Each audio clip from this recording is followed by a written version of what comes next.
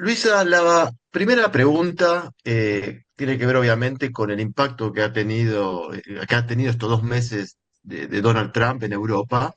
Y lo primero es preguntarte sobre más que por la parte económica, primero quería ir por la parte de defensa militar. ¿Cómo analizás vos el impacto que ha tenido en Europa, la respuesta europea frente a estos movimientos de Trump con respecto sobre todo a su posicionamiento en la guerra entre Rusia y Ucrania? Bueno, naturalmente ha sido un shock brutal para los europeos.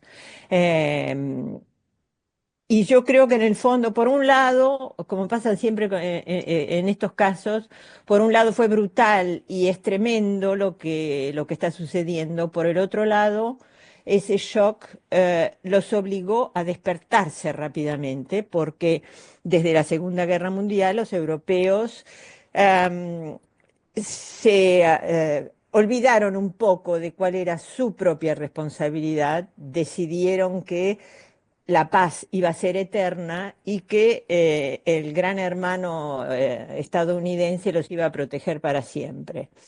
Y el despertar ha sido absolutamente brutal. Bueno, imagínense ustedes, efectivamente, es decir, 80 años de una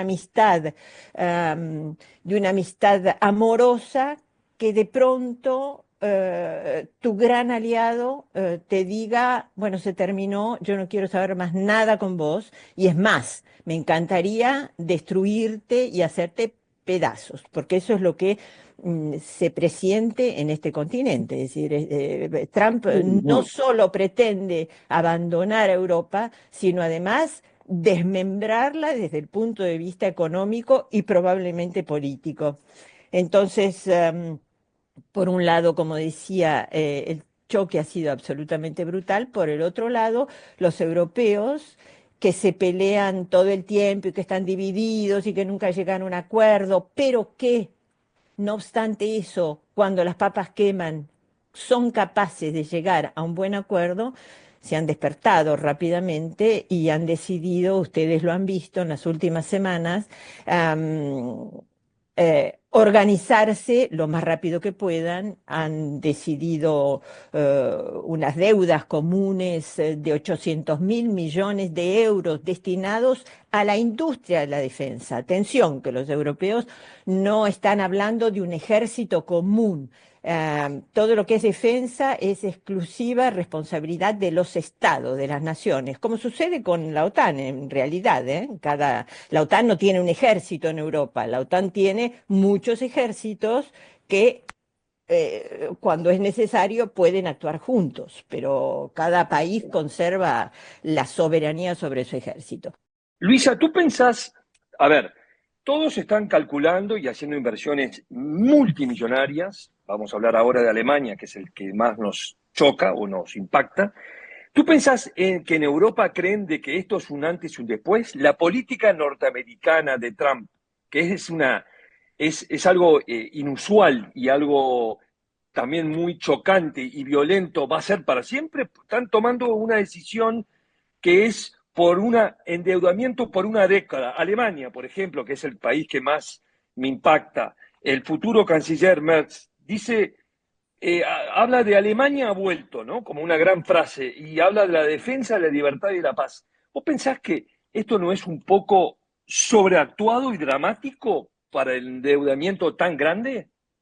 Pero no, por empezar, bueno, es verdad, yo coincido con vos en que cuando vos decís Alemania ha vuelto, sobre todo para nuestra generación, aquella que tiene un poco de memoria, Sí, claro. es justificado que uno tiemble, pero él dice inmediatamente Alemania ha vuelto para la defensa de la libertad y los valores democráticos.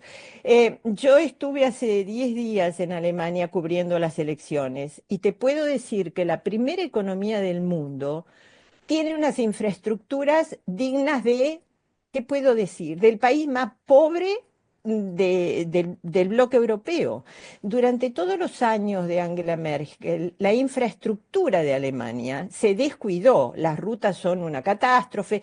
Estamos hablando, por supuesto, de la primera potencia económica europea, no estamos hablando de un país pobre de América Latina, pero quiero decir, comparado a esa potencia, Alemania tiene una infraestructura espantosa y Merz, cuando habla de los 500.000 millones de euros, está hablando de destinarlos a la infraestructura. Él no está dando cifras para la industria de defensa, que por supuesto, por la historia de Alemania, también se descuidó enormemente. Por otro lado, acá hay un problema serio, y yo voy a volver a Estados Unidos ahora. Por acá, Alemania tiene un problema serio como la mayoría de los países europeos. El 60% del armamento que existe en Europa es americano. Entonces, si Estados Unidos o si Trump mañana decide que los F-36 de Polonia no vuelan, aprieta un botón en Washington y esos F-26 no pueden volar. Entonces, lo que tienen que hacer los europeos ahora es revertir esa corriente. ¿Cómo van a hacer? Yo la verdad no lo sé porque es un desafío monumental. Es decir, ¿cómo hacen para dejar de consumir armamento americano para empezar a comprar armamento europeo? Que recordemos, en Europa hay una industria del armamento fabulosa. Lo que pasa es que como dicen los franceses, es donnant, donnant. Los americanos dicen, muy bien, yo te doy la protección, pero vos me compras las armas. Y eso es lo que ha sucedido con la mayoría de los países europeos, excepto hay una sola excepción, que es Francia. Francia tiene su industria nacional, Francia tiene su industria nuclear y su armamento nuclear totalmente independiente. Em, Sus aviones son franceses, sus tanques son franceses, no así, por ejemplo, la segunda potencia mundial en Europa, que es Gran Bretaña, que es, si bien es independiente, todo su armamento nuclear es americano. En consecuencia, para utilizarlo necesita la autorización de Estados Unidos. Bueno, ya tienen un poco una idea de cuál es la situación. Pero volvamos a Estados Unidos. Los europeos no tienen la experiencia que tenemos los argentinos o los latinoamericanos de lo que es Estados Unidos. Estados Unidos es un imperio y en América Latina ustedes saben muy bien que Estados Unidos cuando tuvo que apoyar las brutales dictaduras las apoyó o las instaló, cuando tuvo que invadir Granada invadió, cuando tuvo que invadir en Panamá invadió. Para los europeos ese no es el Estados Unidos que nosotros conocemos.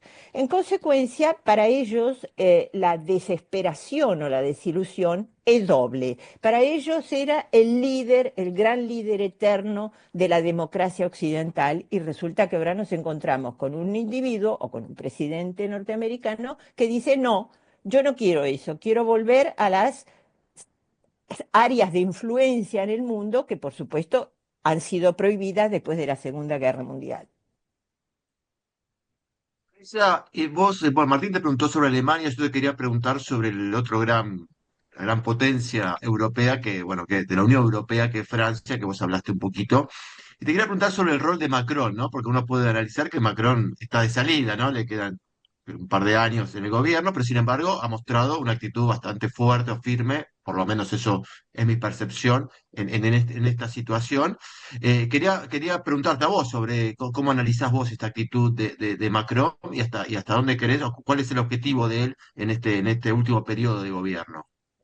Mira, Macron, cuando llegó en su primera presidencia, hizo un famoso, célebre discurso que se llamó el discurso de la Sorbonne, de la Universidad de la Sorbonne, donde dijo exactamente todo esto que iba a pasar, una cosa asombrosa. No es demasiado asombrosa para quienes conocemos a Macron, que tiene una inteligencia luminosa. No estoy haciendo evaluaciones políticas, estoy hablando del hombre. Tiene Sí. realmente una inteligencia luminosa. Eh, y Macron habló en aquella época, ustedes se deben acordar, de que la OTAN estaba en muerte cerebral. Armó un escándalo espantoso porque esa frase fue tremenda, pero Macron propuso desde el primer día una industria de la defensa común en Europa, les decía a los europeos, hay que realmente organizarse, no podemos depender todo el tiempo de Estados Unidos. Por supuesto, Macron sabe que Francia tiene una industria del armamento fabulosa y por eso decía hay que gastar en la industria europea. Pero bueno, Alemania también la tiene, Gran Bretaña tiene su industria europea, etcétera. Em, Macron, como ustedes saben, pero esto es una característica de los franceses y no de los presidentes franceses, Macron a nivel nacional es detestado, odiado, criticado, incomprendido, probablemente porque, como decíamos, sea demasiado brillante y los franceses no lo entienden. Pero los franceses hacen lo mismo con todos los presidentes, sean de derecha, de izquierda o de centro. 2 meses después están diciendo que no sirve para nada. Pero lo que es cierto es que Macron ha sabido izarse, ha sabido manifestarse como un verdadero líder de los valores europeos. Y digamos que hay un alineamiento de los planetas, porque la suerte en este momento es que Gran Bretaña tiene un líder que está decidido a acercarse a Europa nuevamente, que es Keir Starmer, el primer ministro. Y encima, el hecho de que Friedrich Merz sea un personaje que está también decidido a terminar con esas barreras que tanto respetaba Angela Merkel del freno presupuestario incluido en la Constitución, etcétera, etcétera, significa que hay 3 líderes en Europa que pueden hacer realmente cambiar las cosas. Yo creo que, para decirlo rápidamente, que Macron está realmente a la altura de las circunstancias y de todas maneras, yo no veo otro dirigente europeo, bueno, salvo Merz, por supuesto, que puede realmente darnos unas enormes sorpresas, a pesar de que es extremadamente conservador, porque él es Sí, dentro de la democracia cristiana se ubica en la parte más conservadora de la democracia cristiana. No así Macron, que es un hombre que está mucho más al centro, ¿eh? Yo creo que realmente esa es la cuestión interesante que hay que seguir, que deberíamos seguir nosotros los periodistas, es esa unión o coincidencia entre estos 3 líderes, sin olvidarnos, por supuesto, del primer ministro polaco, que es un europeo convencido, Donald Tusk, y que a pesar de que su ejército depende totalmente de los americanos, es un hombre que está también convencido de que Europa tiene que unirse de una vez por todas y empezar a prescindir poco a poco de Estados Unidos. Luisa, en esta carrera armamentista, ¿cómo juegan en esta situación los más cercanos a Estados Unidos como Meloni o, en este caso, Orbán con este país iliberal que es Hungría en esta situación? ¿Hay disidencias? ¿Hay algunos países dentro de los 27 que se oponen a esta carrera armamentista por una razón o por otra? Vos mencionás a 2 casos interesantes, porque Orbán se pone automáticamente siempre fuera del bloque, porque es pro-Putin y pro-Rusia. Curiosamente, este hombre empezó siendo un demócrata pro-europeo fanático, pero bueno, el poder ya sabemos que Enamora, enamora. es exactamente y a veces mal. Con Meloni pasa otra cosa. Meloni efectivamente dentro del Parlamento Europeo forma parte del grupo de la extrema derecha, pero hay 3 grupos de extrema derecha en el Parlamento Europeo y ella está en el grupo más moderado. Y lo que sucede con Meloni es que Meloni es muy proeuropea y además es muy proatlantista. Claro. Y además es una mujer medianamente razonable. Yo tengo que confesar que no le tengo ninguna simpatía a la extrema derecha, de manera que puedo no ser lo generosa que debería ser con Meloni. Pero, por ejemplo, vemos que es capaz de dar marcha atrás. Se había comprometido para hacer un acuerdo con Musk, con Elon Musk, para utilizar los servicios de Starlink para las Fuerzas Armadas italianas, y cuando empezó a ver en las últimas semanas lo que estaba sucediendo, dio inmediatamente marcha atrás y dijo que en vez de Starlink iba a utilizar sus gemelos o sus homólogos, los servicios europeos que también existen. En consecuencia, ella tiene ese fondo proeuropeo que, por supuesto, Orbán no tiene. El problema de Orbán es que no solamente es prorruso, sino que además es interesado. ¿Por qué está dentro de la Unión Europea? Porque la Unión Europea le da una cantidad de dinero impresionante. Fondos, plata, claro. Exactamente. Entonces, Sí.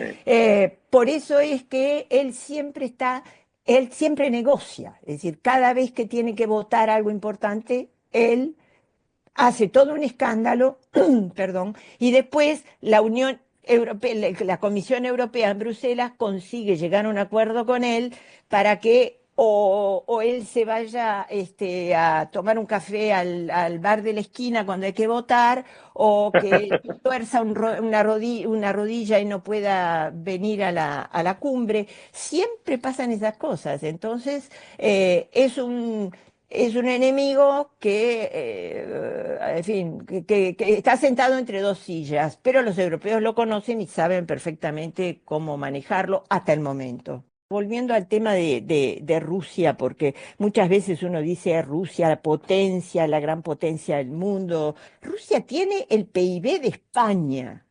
Tampoco hay que creer que Rusia es China. Tampoco hay que creer que Rusia es de Estados Unidos.